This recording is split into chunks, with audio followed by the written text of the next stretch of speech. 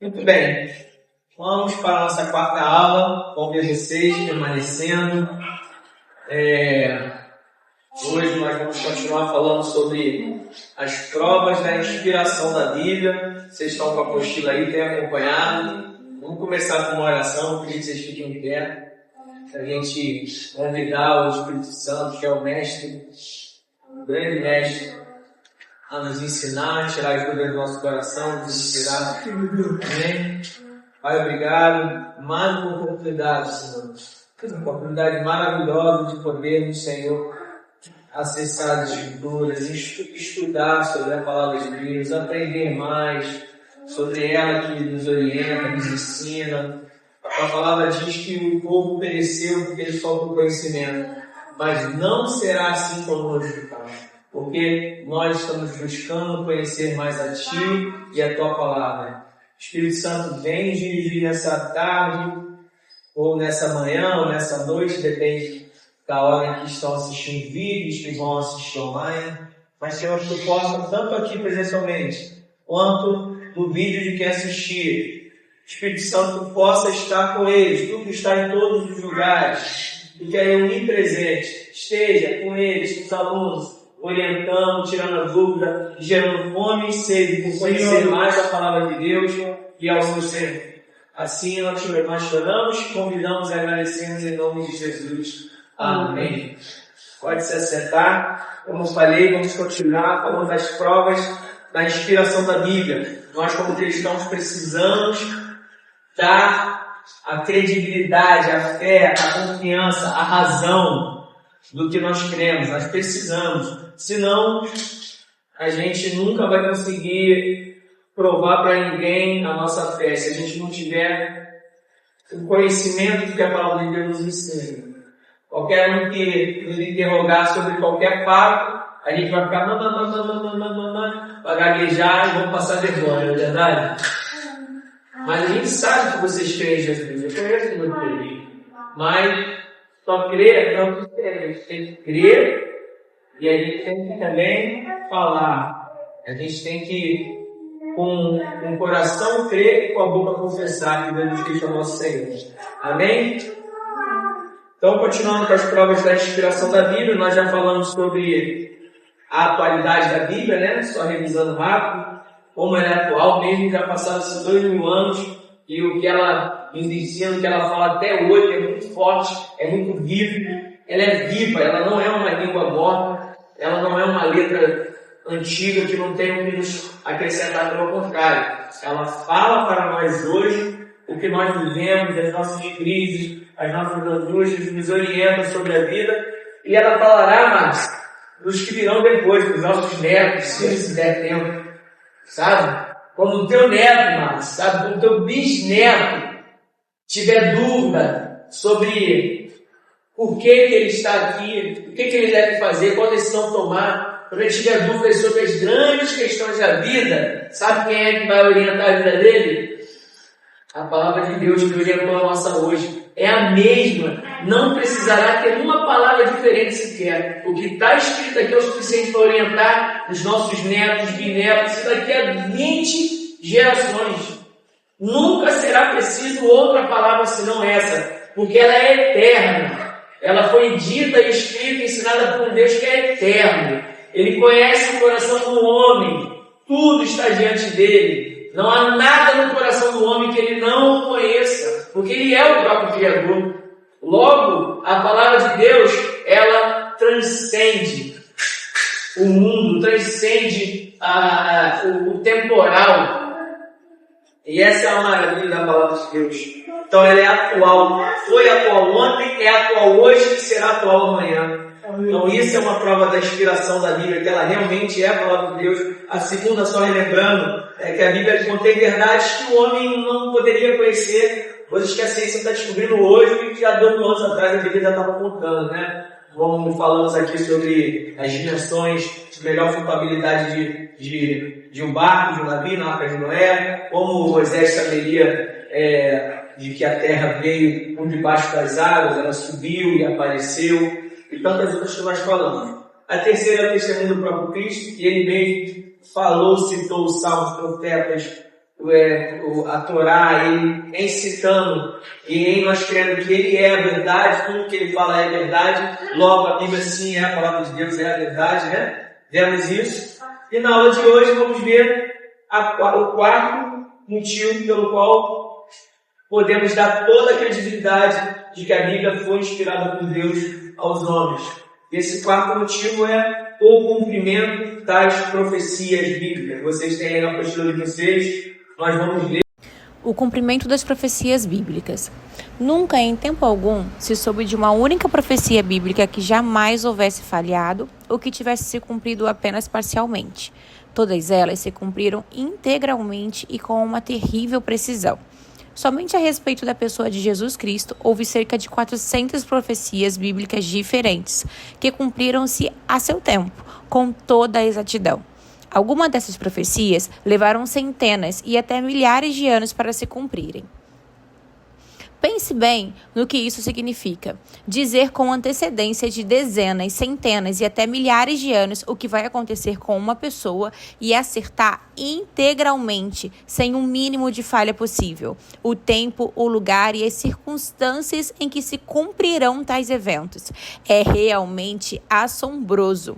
Pois bem, se o acertar uma só coisa, acerca seja lá do que for, em um tempo menor do que o acima citado, já é algo assim tão espantoso para nós, quanto mais o acertar 400 de coisas diferentes acerca de uma única pessoa. Isso foge às raias do racional e toca os limites do sobrenatural. As profecias são, de fato, uma das mais fortes evidências de que a Bíblia é a palavra de Deus. O apóstolo Pedro disse que a razão das profecias bíblicas se cumprirem assim tão fatalmente é que nenhuma profecia é de particular interpretação, porque a profecia nunca foi produzida por vontade de homem algum, mas os homens santos de Deus falaram movidos pelo Espírito Santo. 2 Pedro capítulo 1, versículos 20 e 21. Olha que maravilha, né? Tantas profecias no Antigo Testamento, falando sobre, não só a vida de Jesus, mas sobre fatos mesmo da época, e todas se cumpriram absolutamente em cada detalhe. E isso só pode acontecer, como diz 2 Pedro 1, 20 e 21, porque ela foi feita por Deus, não é de interpretação humana, mas é da vontade de Deus que inspirou através do Espírito Santo. Amém, irmão? E aqui a gente vai começar a ver algumas profecias dessas para que vocês conheçam. Profecias houve que levaram milhares de anos para se cumprirem, como a de Gênesis 49, 10. O cetro não se arredará de Judá, nem o legislador dentre seus pés, até que venha Siló, e a ele se congregarão os povos. O cetro é aquele bastão de autoridade no reino. Não se afastará de Judá. Nós sabemos que Jesus é o leão da tribo de Judá. Judá é lá de trás. Deus de Abraão, de Isaac, de Jacó, e aí vem seus filhos, né? Seus 12 filhos, e um dos seus 12 filhos se chama Judá. Se chamou. E ali veio essa profecia, que o cetro, ou seja, o reinado, não se afastará de Judá. E essa profecia, centenas de anos antes. Aí agora você vai ler lá em Mateus, lê aí por favor. Mateus 1, do 1 ao 17, vai contar toda a genealogia de Jesus Cristo, que iniciou lá atrás em Abraão, Isaac, Jacó, Jessé, Davi, Salomão, Ezequias, Josias, Zorobabel, Jacó e José, marido de Maria, que gerou Jesus. De sorte que todas as gerações, desde Abraão até Davi, são 14 gerações. E desde Davi até a deportação para a Babilônia, 14 gerações. E desde a deportação para a Babilônia até Cristo, mais 14 gerações. O que a gente viu aqui? Lá em Mateus, no Novo Testamento, na genealogia de Jesus, que é o quê? Os seus antepassados, isso quer dizer a genealogia, de onde eu vim, de onde meu pai veio, de onde meu avô veio, e vai indo lá para trás, né? Então a gente viu aqui em Gênesis que desde Judá lá, os primeiros patriarcas, da onde começou todo o governo, eles veio depois, e foi vindo. Se vocês forem fazer essa leitura longa aí, um pouquinho mais longa, vocês façam em casa, que vai do 1 ao 17, você vai vendo toda a genealogia, vindo desde Judá e chegando a Cristo. Quer dizer, lá atrás já diziam que de Judá viria o Cristo, e César, o reinado, viria de Judá. Então, quer dizer, como poderia a profecia só sendo mesmo o próprio Deus que conhece o ontem, o hoje, o amanhã, está diante de Deus. Antes de acontecer, né? É isso aí. Continua aí, por favor. Outras tiveram um cumprimento quase que de imediato, como a de 2 Reis 7, que se cumpriu em menos de um dia. Algumas profecias eram quase inacreditáveis, como a que dizia que a Babilônia, uma cidade como Londres, Moscou ou Nova York, seria destruída e ficaria para sempre desabitada. Jeremias 51 e Isaías 13. O que a gente viu aqui? Lá em Mateus, no Novo Testamento, na genealogia de Jesus, que é o que? Os seus antepassados, isso quer dizer a genealogia, de onde eu vim, de onde meu pai veio, de onde meu avô veio, e vai indo lá para trás, né? Então a gente viu aqui em Gênesis que desde Judá lá, os primeiros patriarcas, da onde começou todo o governo, eles veio depois, e foi vindo. Se vocês forem fazer essa leitura longa aí, um pouquinho mais longa, vocês façam em casa, que vai de 1 ao 17, você vai vendo toda a genealogia, vindo desde Judá e chegando a Cristo. Quer dizer, lá atrás já diziam que de Judá viria o Cristo, César, o reinado viria de Judá. Então, quer dizer, como poderia a profecia só sendo mesmo o próprio Deus que conhece o ontem, o hoje, o amanhã, está diante dele. Antes de acontecer, né? É isso aí. Continua aí, por favor, Lu. Hoje, a Babilônia nada mais é do que um monte de pedras, e desde a sua destruição, em 539 a.C., nunca mais foi reconstruída ou habitada. O mais incrível de tudo isso é que Isaías, o profeta, predisse qual o exército que a destruiria e qual o nome de seu conquistador. Isso tudo cerca de 200 anos antes do fato vir acontecer a de Ciro, o conquistador predito pelo profeta haver sequer nascido. Isaías 13:7 e 45:1. O que a gente viu aqui? Lá em Mateus, no Novo Testamento, na genealogia de Jesus, que é o que? Os seus antepassados, isso quer dizer a genealogia, de onde eu vim, de onde meu pai veio, de onde meu avô veio, e vai indo lá para trás, né? Então a gente viu aqui em Gênesis que desde Judá lá, os primeiros patriarcas, da onde começou todo o governo, eles veio depois, e foi vindo. Se vocês forem fazer essa leitura longa aí, um pouquinho mais longa, vocês façam em casa, que vai de 1 ao 17, você vai vendo toda a genealogia, vindo desde Judá e chegando a Cristo. Quer dizer, lá atrás já diziam que de Judá viria o Cristo, César, o reinado viria de Judá. Então, quer dizer, como poderia a profecia só sendo mesmo o próprio Deus que conhece o ontem, o hoje, o amanhã, está diante dele. Isaías 13:7. Portanto, todas as mãos se debilitarão e o coração de todos os homens se desanimará. Isaías 45:1. Assim diz o Senhor ao seu ungido, a Ciro, a quem tomo pela mão direita, para abater as nações diante de sua face e descingir os lombos dos reis, para abrir diante dele as portas, e as portas não se fecharão. Profecias, porém, existem que fazem parte do nosso dia a dia, como a de Naum 2:4, que fala dos desastres de automóveis, e a de Oséias 4:3, que fala do extermínio dos peixes. 2:4. Os carros correrão furiosamente nas ruas, colidirão um contra o outro nos largos caminhos. O seu aspecto será como o de tochas, correrão como relâmpagos. Tá vendo? O que está dizendo aí, ó? Profecias que fazem parte do nosso dia a dia, naquela época, né? Naquela época já falava de coisas que é a nossa realidade de hoje. Carros de guerra que percorrem loucamente as ruas, se cruzando velozmente pelos quarteirões, parecem tochas do fogo e arremessam-se como relâmpago. falando do nosso trânsito, quantos acidentes acontecem, dos cruzamentos. Realidade nossa de hoje, não era daquela época. Existia esses cruzamentos de tantos carros e carruagens naquela época. São profecias que falam de hoje, nossa realidade de hoje.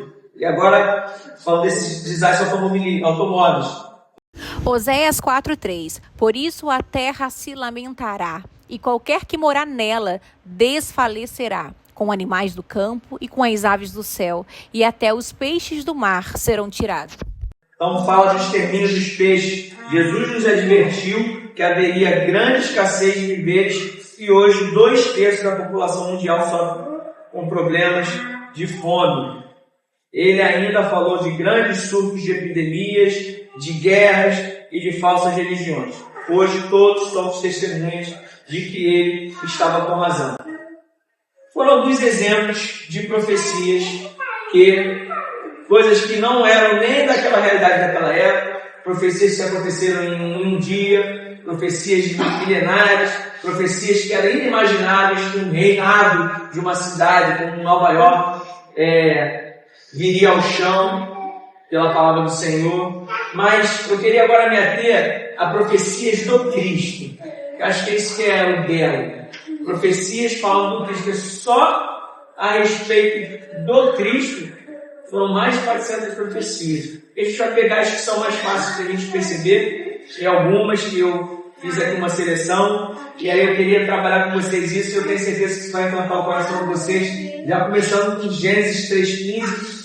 E porém inimizade entre ti e a mulher, e entre a tua semente e a sua semente. Esta te ferirá a cabeça, e tu lhe ferirás o calcanhar.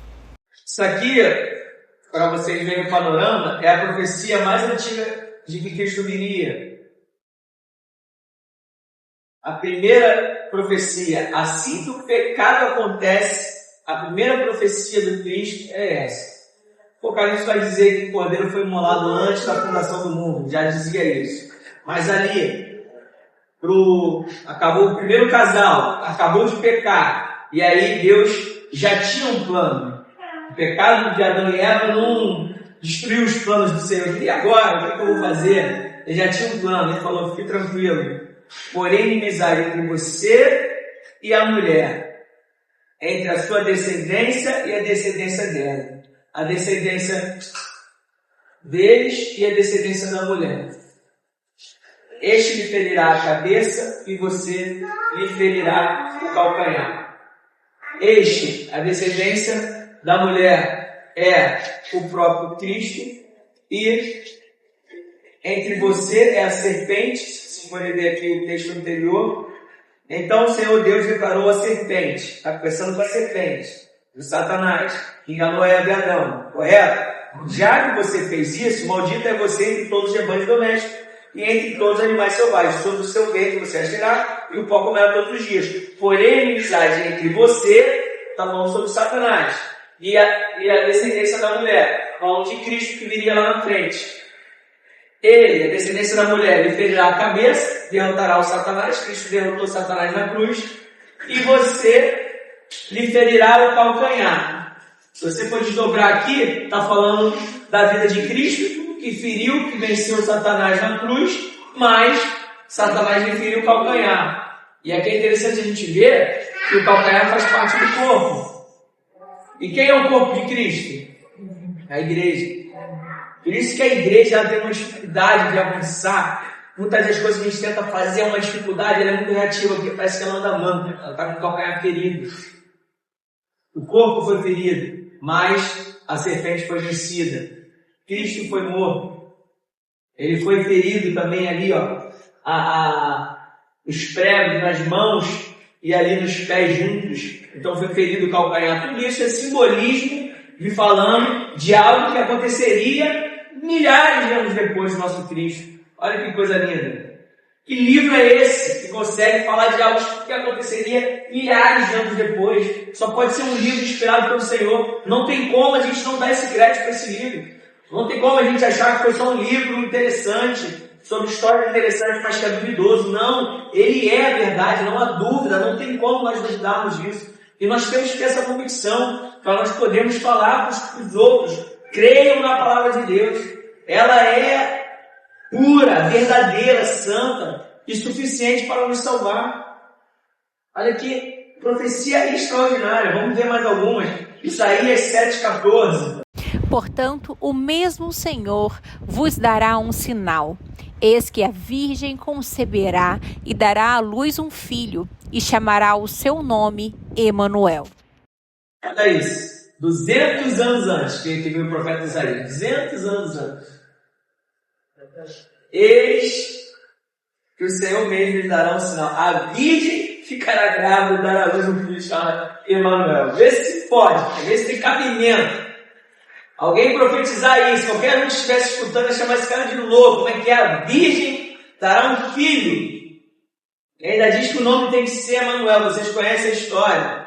Quando vai chegar lá, quando o anjo vai falar com Maria, né? Bendita és tu entre as mulheres. E ela diz, como eu se dará um filho? E como se dará isso se eu não dormir, não tenho nem marido, sou noiva? Descerá sobre ti o Espírito Santo, o poder do Altíssimo te envolverá, o seu filho será filho do Espírito Santo, você terá filho virgem. Vocês conhecem a história? E o nome dele será Emanuel, o próprio anjo falou. Eles escolheram. Há 200 anos atrás, é a palavra de Deus extraordinária. Vamos avançar. Jeremias 23, 5 e 6. Eis que vem dias, diz o Senhor, em que levantarei a Davi um renovo justo, e sendo rei, reinará e agirá sabiamente, e praticará o juízo e a justiça na terra. Nos seus dias, Judá será salvo, e Israel habitará seguro, e este será o seu nome, com o qual Deus o chamará, o Senhor, justiça nossa. A profecia de que um dia esse povo cativo de Israel teria um rei, teria um salvador, a salvação chegaria. Nós sabemos que Cristo veio. Mais uma profecia maravilhosa. Vamos avançar. Miqueias 5:2. E tu, Belém, Efrata, posto que pequena entre os milhares de Judá, de ti me sairá o que governará em Israel, e cujas saídas são desde os tempos antigos, desde os dias da eternidade. Olha que maravilha. Mas tu, Belém Efrata, é uma cidadezinha de Belém. Embora seja pequena entre as clãs de Judá, Judá tinha várias cidades. Existia uma chamada Belém Efrata, que era uma significante, pequena, de poucos cidadãos. Jamais imaginariam que dela poderia sair algo incrível como o Salvador de Israel. Mas lá atrás, na profecia já dizia, mas tu, Belém Efrata, embora seja pequeno e de Judá, de ti virá para mim aquele que será o governante de Israel. Tá vendo? Mais uma profecia. São tantas profecias, vamos ver mais algumas, mas isso é para reforçar o teu coração, para você ver que a Bíblia, ela é sim a palavra de Deus. Ela não é algo história da carochinha. Quem é o próximo agora? Zacarias 9:9. Alegra-te muito, ó filha de Sião. Exulta, ó filha de Jerusalém. Eis que o teu rei virá a ti, justo e salvador, pobre e montado sobre um jumento, e sobre um jumentinho, filho de jumenta. Montado no jumentinho. Eis que virá, humilde, montado no jumento, no jumentinho, filha de jumento. Vocês sabem a história, né? Tá vendo? Lá atrás, detalhes simples, Marcos. Sabe, não é só assim, virá um Salvador, algo maravilhoso. Detalhes simples. Ele entrará em Jerusalém montado numa jumentinha. E a gente conhece a história, lá na frente, o que aconteceu. Jesus entrou na entrada triunfal de Jerusalém, uma semana antes dele vir a ser crucificado, montado numa jumentinha emprestada. Tá vendo que coisa maravilhosa? Vamos avançar. Salmo 16:10. Pois não deixarás a minha alma no inferno, nem permitirás que o teu santo veja corrupção. Não me deixarás no sepulcro, nem permitirás que o teu santo sofra decomposição. Está falando do próprio Cristo. Não permitirás que eu não me abandonarei no sepulcro. E aí? Disse-lhe Jesus, eu sou a ressurreição e a vida. Quem crê em mim, ainda que esteja morto, viverá. Glória a Deus. Tá vendo? Não deixará o teu santo ver corrupção. Porque tu não me abandonarás no sepulcro. E aí lá em João, ele ressuscitou e o texto comprova para nós, mais uma vez, mais uma profecia que se cumpriu. Isso tudo só através de Cristo, só de Cristo, todas essas que a gente viu. Então aqui a gente finaliza esse pedaço, essa parte, provando, mais uma vez, por que crer que a Bíblia foi inspirada por Deus? Porque o cumprimento das profecias bíblicas, todas se cumpriram.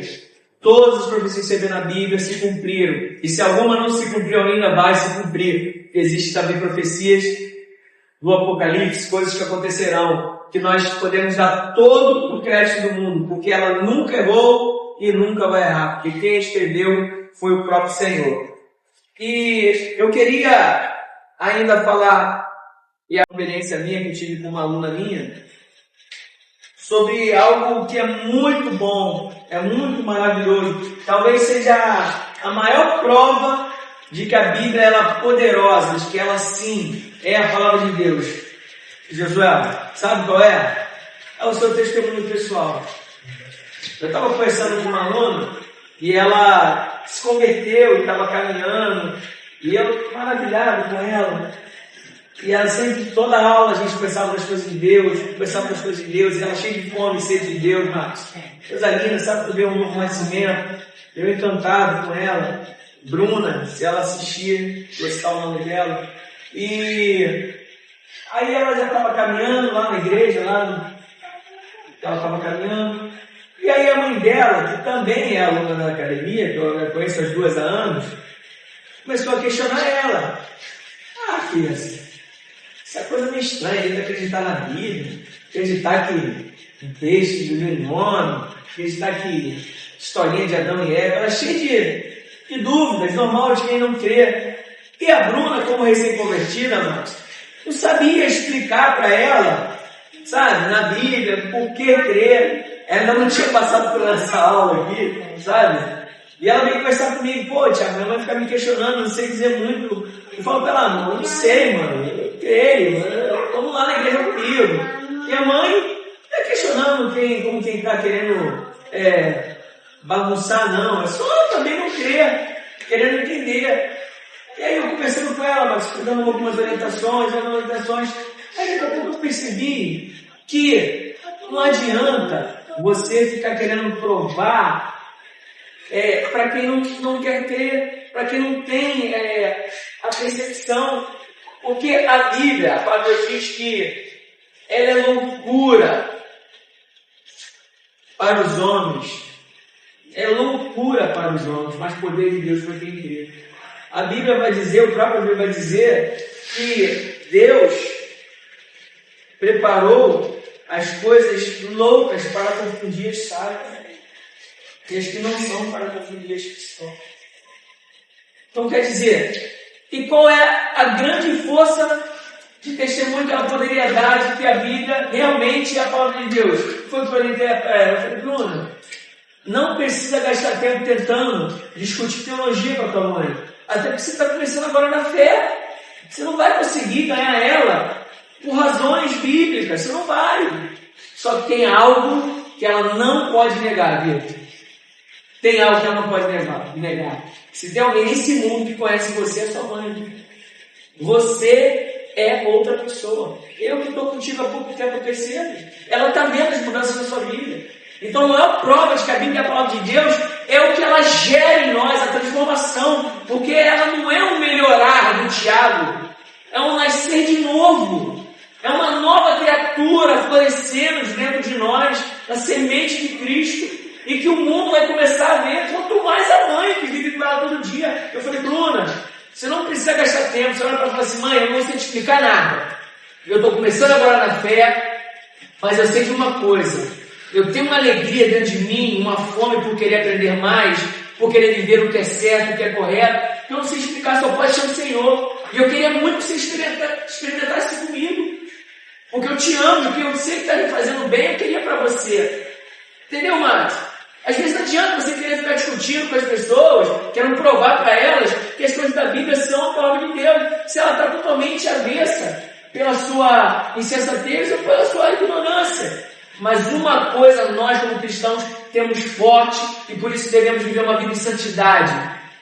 Tá entendendo? Uma coisa nós temos. Você me conhece? Você conhecia quem eu era? Eu sou outra pessoa. E se não conhecia, anda comigo, você vai ver que eu tenho Deus sobre mim, que rege, que me orienta sobre as minhas decisões, que me faz viver uma vida sem ansiedade, sem depressão, sem preocupações no futuro, porque o meu futuro pertence ao Senhor. E aí eu pude orientar isso para ela e ela saiu dali feliz. E curiosamente, no outro dia de manhã, esse ano de noite, outro dia de manhã veio a mãe dela. Tiago, caramba, tô impressionado com a prima, ela tava conversando com ela, cara, ela tá mudada mesmo. Eu nem falei nada, porque na minha galera, assim, não tá mudada, é o Senhor na vida dela, ela caramba, não quer mais usar aquelas roupas, eu acho que não precisa disso. Não usa mais o shortinho, não usa mais o isso. É assim mesmo, Deus vai trabalhando e o que alegrava o coração dela não alegra mais. Agora ela quer viver conforme o padrão bíblico. Tá entendendo? Quer dizer, o que eu tinha falado, comentado com ela de manhã, a mãe dela veio comentar comigo, caramba, ela tá mudada hoje. E isso já tem um tempinho. A mãe dela hoje está caminhando, se converteu, está vivendo no Evangelho, também como uma nova criatura, começando a aprender, mas a gente vê como Deus é maravilhoso. Então, o que eu estou falando isso? A prova de que a Bíblia é verdadeira, a prova de que a palavra de Deus é a orientação para a nossa vida. Vocês querem prova? Estudamos aqui 4, e é bom a gente saber quando a gente for conversar, mas a maior prova de todas é o que Deus fez na sua vida, é de onde Ele te tirou, é de onde Ele te colocou, é do que Ele está te orientando dia após dia a viver uma vida abundante em Deus, uma vida gloriosa, maravilhosa, extraordinária, porque é daí para mais que Ele tem para nós, uma vida extraordinária em Deus. E a gente experimenta isso, eu experimento isso, vocês experimentam isso, e é esse o maior testemunho que nós temos, que ela é sim a palavra de Deus. Amém, irmãos? Eu queria que ficasse isso bem forte no coração de vocês. Bem forte no coração de vocês. Ah, mas eu experimentei. Você precisa experimentar. Você precisa dizer sim. Na verdade, você precisa parar de negar. Vem experimenta. Mais do que querer ser alguém que questione. Você vai querer ficar questionando? Entra na fila, já tem milhares de pessoas que questionam, que tentam tirar o crédito dela. Entra na fila, existe milhares de anos, pessoas tentando desacreditá-la, e nenhuma delas conseguiu.